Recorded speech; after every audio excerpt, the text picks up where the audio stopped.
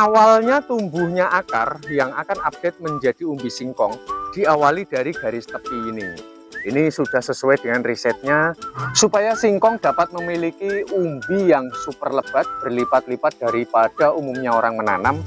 Nah, seperti tutorial saya di tempo hari ya, jangan memotong bibit singkong dengan menggunakan golok ataupun arit. Kemarin sudah saya jelaskan.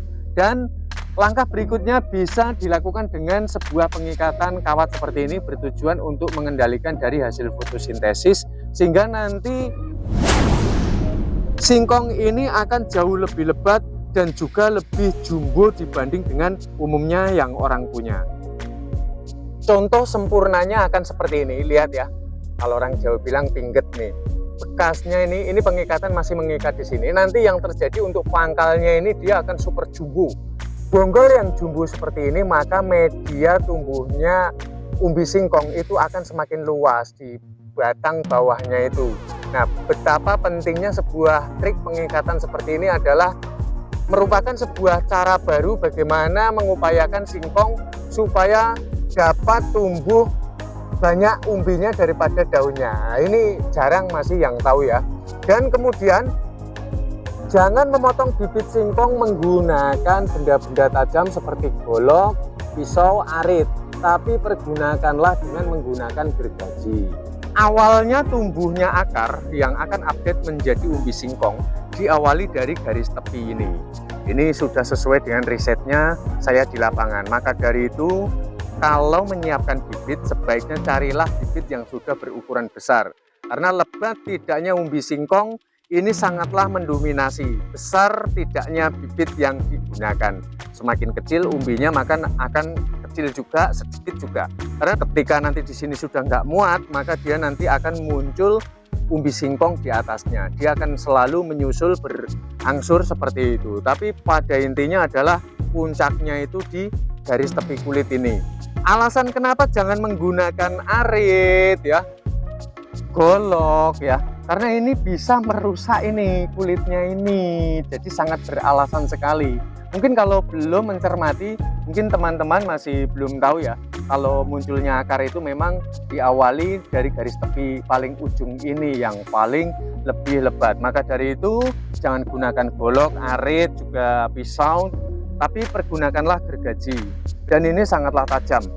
Nanti kalau gergajinya tajam, otomatis kulitnya ini dia tidak akan rusak. Tapi kalau gergajinya tumpul, kulitnya ini nanti akan terkoyak-koyak. Akhirnya nggak bisa rapi begini dan nanti otomatis akar ini tidak akan bisa berkembang secara optimal.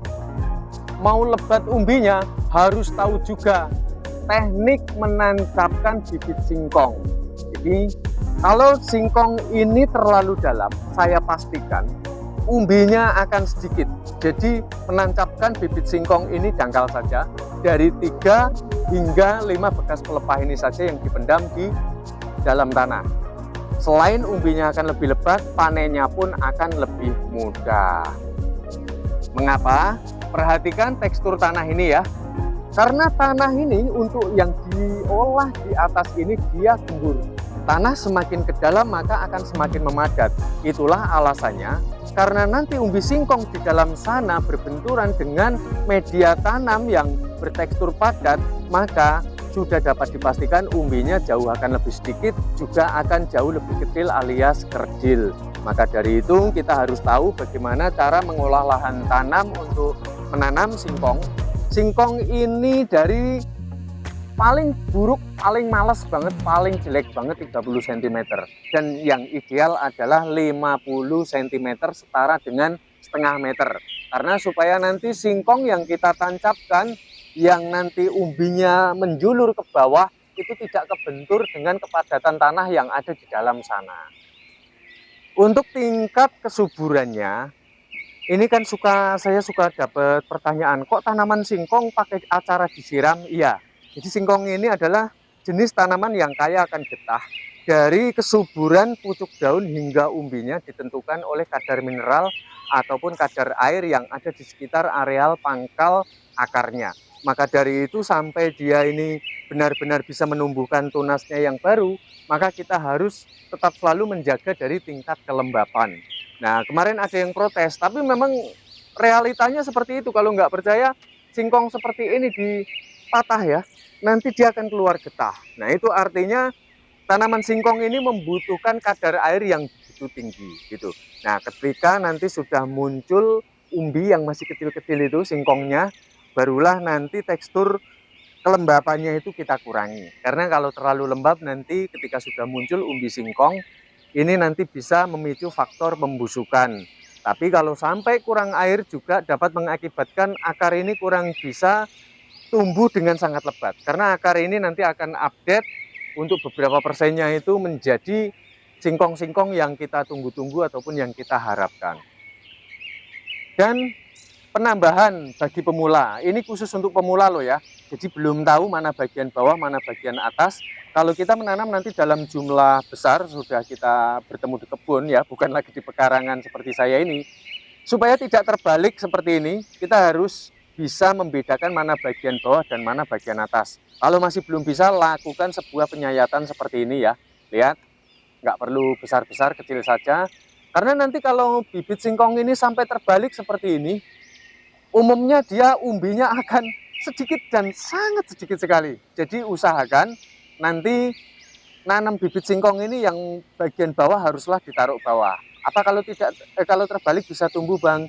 Jawabnya tumbuh. Tapi nanti sesuai prakteknya juga saya di lapangan, kalau menanam bibit singkong sampai terbalik, panennya itu akan jauh lebih lama. Karena tumbuhnya akar, nanti dia akan mengalami adaptasi ulang. Sehingga nanti untuk kesuburan akar ataupun umbinya dia harus menyesuaikan dari ulang.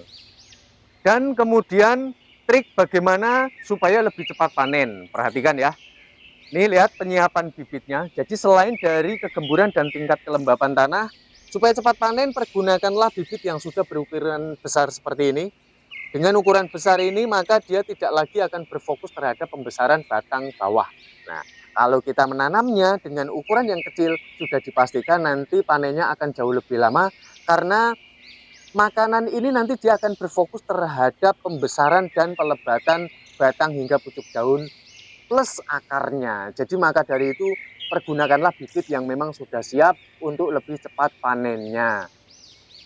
Menjawab pertanyaan, Bang, katanya kalau difokuskan untuk umbinya, ini daun bagian pucuk ini nggak boleh dipetik untuk sayur. Nah, ini adalah jawaban yang menurut saya ini asal tidak berlebihan, dipetik pucuknya ini tidak masalah. Katanya dapat mengakibatkan nanti umbi singkong ini bisa tumbuh sedikit ataupun kerdil ataupun kalau orang Jawa bilang gandor, bagaikan kita makan gabus itu katanya. Tapi prakteknya di lapangan no problem, nggak ada masalah. Jadi kalau kita mau panen untuk kita jual atau mungkin kita masak di rumah, ambil aja di atasnya. Jadi asal selama dia tidak berlebihan, itu tidak menjadi masalah. Dan saya berbudidaya singkong ini bukan katanya-katanya lagi ya, tapi karena saya sudah praktek sendiri, maka saya bisa menjelaskan, memaparkan semuanya dengan sangat gamblang di hadapan kalian semua. Dan yang berikutnya ini adalah sangat penting sekali, trik pelebatan umbinya. Lihat, di sini kita lihat ada kawat ya. Jadi kawat ini berfungsi untuk menghambat dari hasil fotosintesis supaya tidak makanan ini semuanya larut ke atas.